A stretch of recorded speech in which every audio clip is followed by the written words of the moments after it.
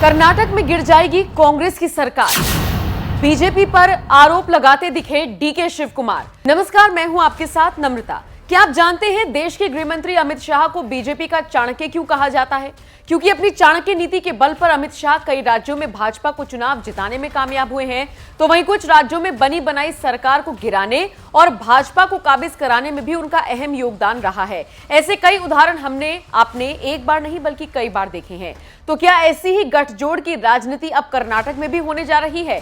दरअसल ये सवाल उस वक्त से उठ रही हैं जब से राज्य के उप मुख्यमंत्री डीके शिव कुमार ने बयान दिया है। कर्नाटक के deputy CM DK Shivakumar ने बीजेपी और जेडीएस दोनों को निशाने पर लेते हुए आरोप लगाया कि ये मिलकर कर्नाटक में कांग्रेस की सरकार गिराने की कोशिश कर रही हैं। भाजपा और जेडीएस समझौता करने की कोशिश कर रही हैं। हालांकि डीके शिव कुमार के इन दावों पर जेडीएस की तरफ से भी प्रतिक्रिया आई है, जिसमें कहा गया है कि ये सब कुछ झूठ है। इन आरोप प्रत्यारोपों ने कर्नाटक में सियासी पारे को बेहद हाई कर दिया है। हाल ही में 2 महीने पहले ही कर्नाटक में कांग्रेस की नई नवेली सरकार बनी है। हालांकि ये जीत बहुत मुश्किल से मिली, ऐसा कहीं तो गलत होगा, क्योंकि कर्नाटक की जनता ने एक तरफा कांग्रेस का साथ दिया और इसी के साथ बीजेपी जेडीएस को सत्ता से बाहर का रास्ता दिखा दिया गया। कर्नाटक में प्रचंड जीत के बाद काफी दिन माथापच्ची हुई कि सीएम किसे बनाया जाए। लंबे इंतजार के बाद फैसला लिया गया कि सिद्धारमैया राज्य के सीएम होंगे, जबकि डीके शिव कुमार को डिप्टी सीएम बनाया गया था।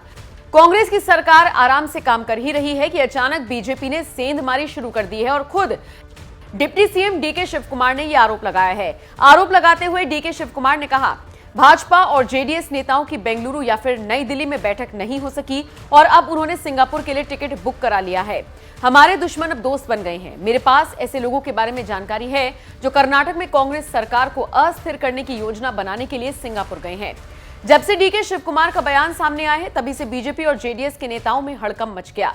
इसी बीच जेडीएस के प्रदेश अध्यक्ष सीएम इब्राहिम ने सफाई दी। उन्होंने कहा, अगर हम दोनों हाथ मिलाते हैं तो भी केवल 85 सीटें ही बना पाएंगे, फिर भी 50 सीटें और चाहिए। आपको इसकी परवाह क्यों है? पहले आप अपने वादे पूरे करें। हमारी ऐसी कोई योजना नहीं है। अगर शिव कुमार को कुछ संदेह है तो वो सीधे आकर मुझसे बात कर सकते हैं।